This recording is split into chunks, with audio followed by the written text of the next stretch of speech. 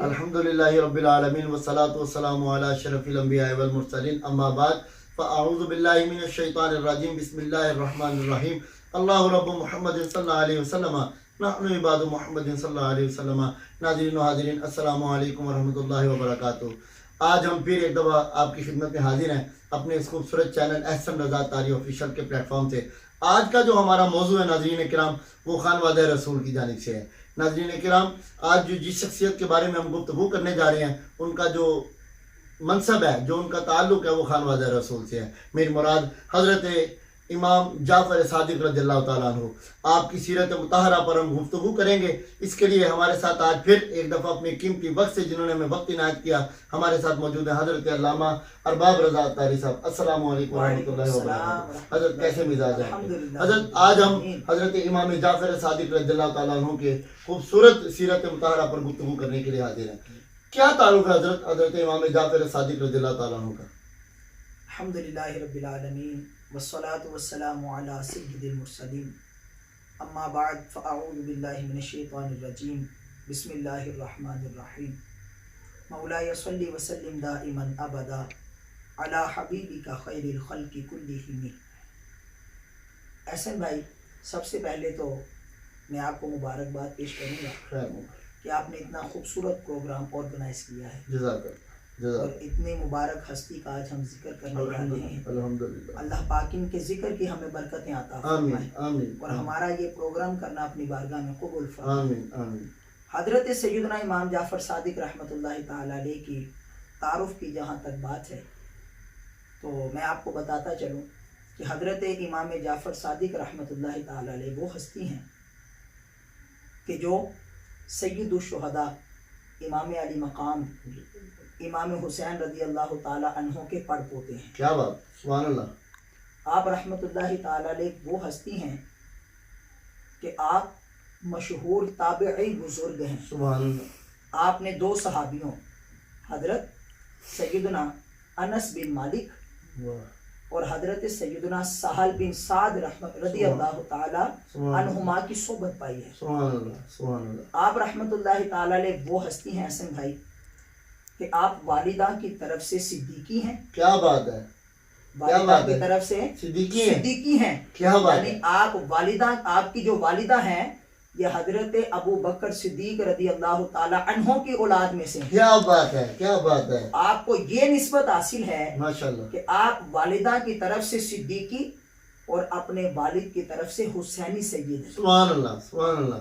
आप रहमतुल्लाहि ताला अलैह, नाजरीन आपके लिए भी एक दिलचस्प बात है कि आप रहमतुल्लाहि ताला अलैह का जो नाम है ये जाफ़र है। आप रहमतुल्लाहि ताला अलैह की जो कुन्नियत है ये अबू अब्दुल्ला है। क्या बात है। और आप रहमतुल्लाहि ताला अलैह, अच्छा ये जो हम सादिक कहते हैं ना, इमाम जाफ़र सादिक, ये सादिक आपका नाम नहीं है, ये सादिक है क्या? ये सादिक लक़ब है। क्या बात है। आपका लक़ब है। किस वजह से है कि आप रहमतुल्लाहि ताला अलैह की मुबारक आदत थी कि आप बचपन शरीफ से ही हमेशा सच बोला करते। क्या बात, सुभान अल्लाह। हमेशा सच बोलते, सुभान अल्लाह। क्या बात, कभी झूठ नहीं बोला। ये सच बोलने की आपकी आदत ऐसी थी कि आप अपने जमाने के अंदर सादिक के लक़ब से मशहूर हो गए। क्या बात, क्या बात। लोग आपको सादिक के नाम से याद करते थे। तो ये आप रहमतुल्लाहि ताला अलैह की मुबारक मुख्तसर तारुफ है। बाकी अब इनका तारुफ हम क्या बयान करें, जितना मुख्तसर हो सकता है, हो सका आपकी बारगाह में अर्ज किया है। अल्लाह पाक हमें इनके जिक्र की बरकतें अता। अच्छा हजरत, आपने बड़ा खूबसूरत हजरत इमाम जाफ़र सादिक रज़ियल्लाहु ताला अन्हु का तारुफ पेश किया। आपकी हयात मुबारका से मुंसलिक कोई खूबसूरत वाक़या, आपकी करामत, वो हजरत आप थोड़ा सा हमें कुछ सुनाएं। एहसन भाई, यूँ तो हजरत इमाम जाफ़र सादिक रहमतुल्लाहि ताला अलैह जो मुबारक हस्ती हैं, इनसे बहुत सी करामतों का ज़हूर हुआ। बेशक। एक आपकी ज़िंदगी का बड़ा प्यारा वाक़या और करामत भी आपकी बड़ा मशहूर है। शवाहिदुन नबुव्वा किताब है, इसके अंदर आपका ये बड़ा प्यारा वाक़या लिखा है कि हज़रत इमाम जाफ़र सादिक रहमतुल्लाहि ताला अलैह ना एक मकाम पर अपने साथियों के साथ बैठे थे। जिक्र कर चलते चलते हज़रत इब्राहीम खलीलुल्लाह अला नबीना व अलैहिस्सलातु वस्सलाम का जिक्र हुआ। आपने उनका जिक्र किया और अपने जो हाजिरीन थे उनसे गुफ्तगू करते हुए फरमाया कि एक मर्तबा अल्लाह के नबी हज़रत इब्राहीम खलीलुल्लाह अला नबीना वालैहि सलातु वस्सलाम ने अल्लाह की बारगाह में यूँ अर्ज़ की, ए मौला, तो मरने के बाद मुर्दों को कैसे जिंदा फरमाएगा? तो मरने के बाद मुर्दों को कैसे जिंदा फरमाएगा? ए मेरे मौला, मैं ये देखना चाहता हूँ। अल्लाह तबारक व तआला ने अपने खलील की ये दरख्वास्त कबूल की और फरमाया कि ए मेरे खलील, 4 किस्म के परिंदों को लो, उनको अपने साथ मानूस करो और उनका गोश्त बनाकर मुख्तलिफ पहाड़ों में फेंक दो, फिर उन परिंदों को बुलाओ। वाह वाह वाह। तो देखो वो जिस तरह तुम्हारे पास उड़ते आते हैं, क्या बात, इसी तरह मैं मुर्दों को जिंदा करूंगा। क्या बात, क्या बात। जब आपने ये हजरत इब्राहिम का वाक़या सुनाया ना अपने साथियों को, तो साथ ही फरमाया कि अगर तुम चाहते हो तो मैं भी तुम्हें ये करके दिखाऊं। क्या बात, क्या बात, क्या बात, मैं भी करके दिखाऊं। क्या बात है। साथियों ने अर्ज की, हजरत क्यों नहीं? आपने एक मोर लिया, एक कौवा लिया, एक कबूतर लिया और एक बाज लिया। ये 4 किस्म के परिंदे लिए, इनका गोश्त बनाया, उन सब के सामने गोश्त बनाया गया, उनका कीमा कर दिया गया और सारे गोश्त को ना हसन भाई आपस में मिक्स कर दिया गया। अब उन परिंदों के जो सर थे ना, उनको किसी जगह पर महफूज कर दिया गया। अब आपने क्या किया? अब सारे मौजूद हैं, सारे देख रहे हैं, सबके सामने आपने फरमाया, ओ बाज, ओ कव्वे, ओ मोर, ओ कबूतर, आपका ये फरमाना था कि जितने मौजूद नाज़रीन सब ने अपनी आंखों से देखा कि वो जो गोश्त था ना, गोश्त, वो बोटियां हवा में उड़ने लगी। क्या बात है। बोटियां अल्लाह हवा में उड़ने लगी। इधर का गोश्त इधर, इधर का गोश्त इधर, आपस में मिक्स होकर उन कबूतरों, उन परिंदों की जिनका गोश्त बना था, उनकी सूरत तैयार हो गई। क्या बात है। और वो उड़ते हुए आपकी बारगाह में हाजिर हो गए। क्या बात है। ये आपका एक बड़ा मशहूर वाक़या है, बड़ी करामत है। जितने साहिबीन मौजूद थे सब ये जिंदा करामत देखकर अश कर उठे। क्या बात है। ये आपका खूबसूरत वाक़या है और इसके अलावा कई करामात हैं। बेशक। और क्यों ना हो, ये तो वो हस्तियां हैं ना जिन्होंने अल्लाह को राजी किया। बेशक। इन्होंने अल्लाह को राजी किया। अब एक सवाल यहाँ पर ये आ सकता है, मैं इस प्रोग्राम की बदौलत ये भी अर्ज करता चलूँ कि बंदा सोचता है कि भाई ये कैसे हो सकता है, ये कैसे हो सकता है? कोई भी ये सवाल कर सकता है, ये कैसे हो सकता है कि एक परिंदे को मार दिया गया, दोबारा जिंदा कर दिया गया, ये कैसे हो सकता है? तो एहसन भाई याद रखें, मरे हुए को जिंदा करना इंसान के इख्तियार में नहीं है, बिल्कुल नहीं हो सकता, नहीं हो सकता। ऐसे ही ठीक है, जाहिर बात है, जिसके अंदर से रूह निकल जाए तो वो फिर कैसे जिंदा हो सकता है? बिल्कुल भी नहीं हो सकता, नहीं हो सकता, नामुमकिनात में है, नामुमकिनात में है, ठीक है। लेकिन जिनको रब ताकत अता करे वो कर सकते हैं। बेशक बेशक। आप और मैं नहीं कर सकते, अल्लाह की अता से कर सकते। लेकिन जो अल्लाह के वली हैं, जो अल्लाह के नबी हैं, जो अल्लाह के मुकर्रबीन हैं, अल्लाह ने उनको ताकतें अता की होती हैं, वो अल्लाह की अता से जो आप हजरत इमाम जाफर सादिक का वो वाकया बयान करें, इस पर हजरत कोई मुस्तनद दलील भी पेश करें, क्योंकि आजकल हम फितनों के दौर में हैं, तो दलाइल जारी बात है, जैसे आजकल हमारे, आप समझ गए, मैं शायद में बात कर रही हूँ, तो लोग कहते हैं, सवाल करते हैं, सोचते हैं जी दलाइल पेश करें, जी, तो इस पर आपको खूबसूरत दलील भी पेश करें सर। अच्छा एहसन भाई, दलील आपने फरमाई, किससे दलील पेश करूं? जारी बात है, या कुरान से करेंगे या हदीस से करेंगे, ठीक है। हम किसी की बात नहीं करते, किसी आलिम मुफ्ती की बात नहीं करते।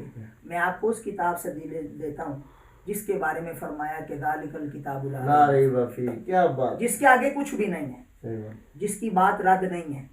अल्लाह के कुरान से आपको दलील पेश करते हैं। आपने कुरान पढ़ा है, हजरत सुलेमान अलैहिस्सलाम का वाकया पढ़ा होगा कुरान में मौजूद है।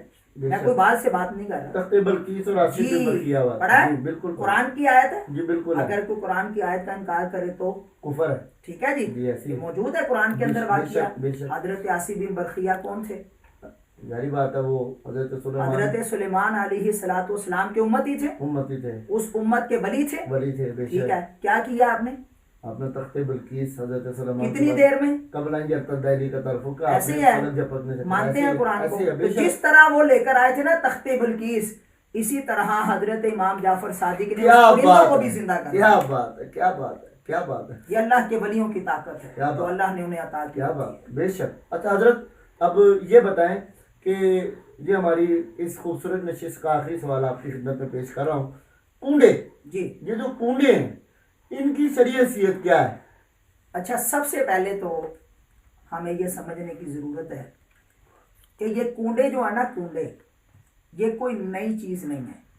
सबसे पहले हमें ये समझने की ज़रूरत है। अब ये कूंडे हैं क्या, इनको कूंडे क्यों कहा जाता है?